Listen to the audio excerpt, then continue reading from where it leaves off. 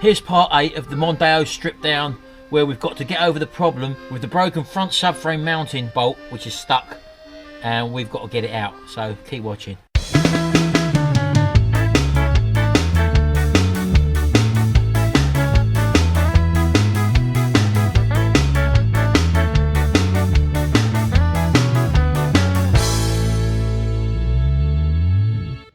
Right, well, I'm inside the car at the moment now, and I'm just going to take some of the trim out because I need to get under that box section where that actual castellated nut broke off. So let's have a look, see what I've got to strip down in here. Right, well, as you can see, I've actually pulled the carpet back, and this plastic trim here, which has got to come off because there's this big felt pad underneath. I thought I was lucky because, as I say, there's two little inspection plates there, but when you look underneath to where they are, they're not where we need to be. So where we actually need to be is under this felt pad, which is again under the carpet, which involves taking this trim out. And to do that, it goes right the way through to the back of the car, as you can see, and you have to pull this cover off here, this centre side pillar, and there's two Phillips screws there, so you actually have to unclip them here so that I can fully remove this bottom segment. So I'm just going to undo these two screws. There's one here and there's one in the passenger back door. So I'm just going to undo these and I'll get back to you in a second. Right, well, that back clip was actually broken, so I've actually levered that one out, and I've tried to lever it out, but there's actually one here as well, which you can't really see until you lift up the seat, and there's one Phillips screw just inside there which you have to undo as well. So I'm hoping I'm not going to have to lift the seat out for this one. Right, okay, a little simple way I thought of doing it is just sliding it in there, a screwdriver, and there's a little hole in there that you can put the screwdriver in. You can just lever the seat back enough for you to undo that screw, because failing that you'll be taking off the seat base. So that tends to work. By the looks of it, see, there's a hole right next to it, and as you can see there, it'll just lift that out. Can you see that hole there now? Look, as you can see, it's right next to where the screw is.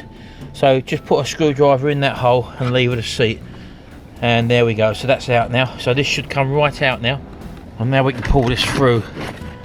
There we go, just like that, and that makes life a whole lot easier now for possibly removing this pad here. There's a little rubber bung there. I wonder whether or not that's what we're looking for. I don't know. Pulled it out. I don't know.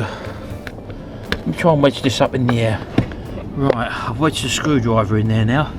The hole we want is up here somewhere, which is actually under the sound deadening area as well. So bear with me, I'm going to have to take this out a little bit more.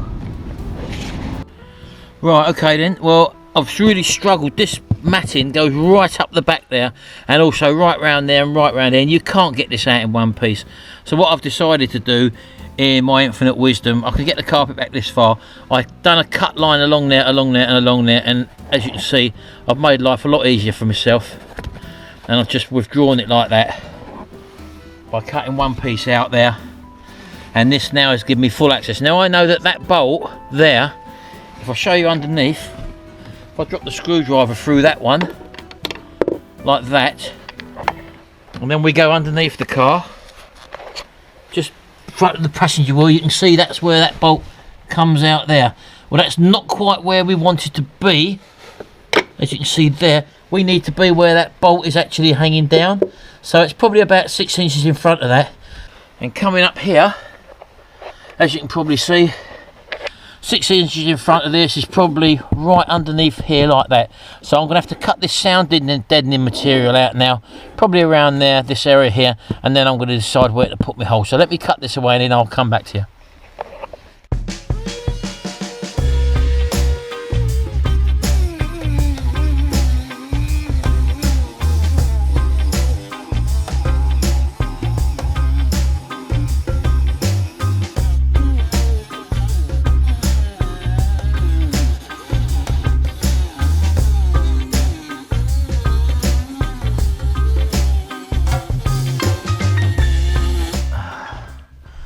Right, okay then.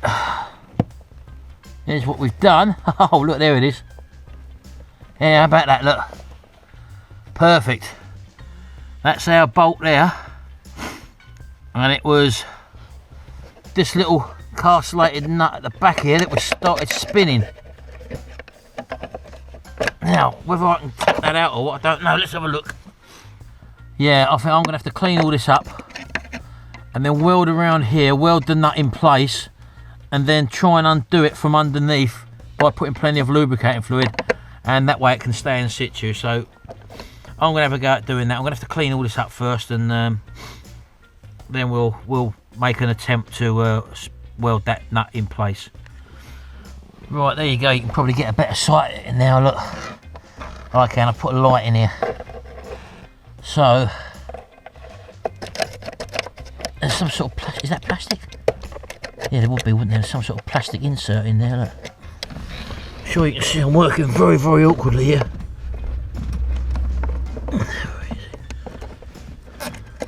Hey, there we go. Look. Oh, lovely. Right, that's that blinking thing. Look what they put that in there for. Look. Now I'm sure you can see. There's our nut spinning, and there's no way I can remove that that castellated nut thing. So all I can do is weld that in place to this sort of outer member here. So I've got to clean all this off with some sandpaper or something rough, and then weld that nut into place. That's all I can really do there in this situation, and hopefully I'll be able to wind it out. So that's what I'm going to try and do now. So I'll see you again in a minute.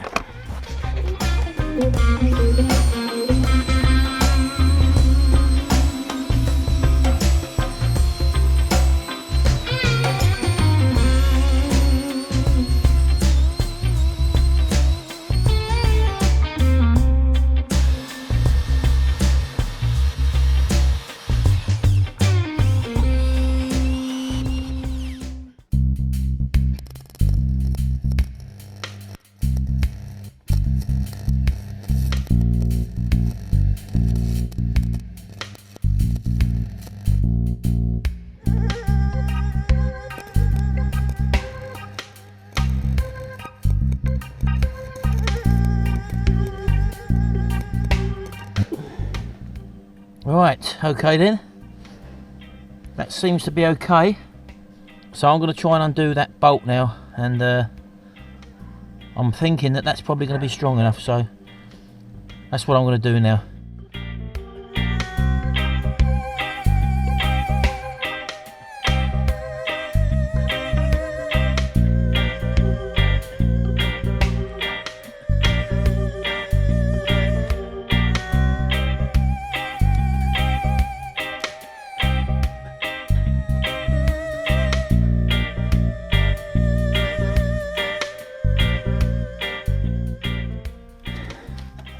Yes, there we go.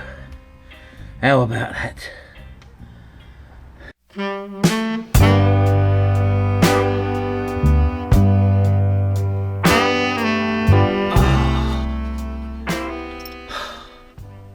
Well, that is now out, and technically speaking, everything should now be going to plan. Here's the old bolt, as you know. And here's the brand new one, which I brought. Now, I went to a Ford dealers to get that. They took the registration number of the vehicle, so they knew the exact model number, and I said it's the rear subframe mount of the front subframe, the rear mount. And I said to him, I questioned it because this head looked a bit smaller compared to the original one. And he said, they do update things. He said, I can assure you that's the right bolt. And as you can quite plainly see, there's the two bolts. This one, don't forget, it's had the head cut off, and it's a totally different thread. So I've now got to drive in total 44 miles to take this back to Ford in Lincoln, 22 mile there, 22 mile back, and take this bolt back with me so that I can actually match up the correct bolt. And let's just hope that they've got one in stock, otherwise the job's being held up again. So there you go. That's what you get when you get people who just read microfiches and don't actually know what they're looking at, because he said, I presume it's been updated. He said, I can assure you that's the right bolt. It was the front subframe, it was the rear passenger side mount that bolts it to the chassis, and he even quoted that to me. He said that's the right one. So as you can clearly see, it's not even the right length, and it's definitely not the right thread. I don't know. Well, okay, I'm going to leave that one here now, because I think you've seen that I've actually done the repair, and the repair is going to be fine. This is just a little quick one, just to show you the sort of hassle that I'm having to come up against with silly little things like this when you're dealing with people who are supposed to know what they're talking about. I remember when I used to repair cars 25 years ago, and we used to have an account with a motor factors, a local motor factors shop. The people behind the counter back then used to know the part numbers in their head, and they could tell at a glance whether something was right or wrong. Today's people who operate on just barcodes and stuff like that and computer screens, if computer says yes or computer says no, that's what they believe. They've got no practical experience. But that's not me starting a rant, that's me having the right I've got to drive 44 miles now to go and change this bolt, which I was assured was the correct one. Anyway, I'll see you again in the next video. Bye for now.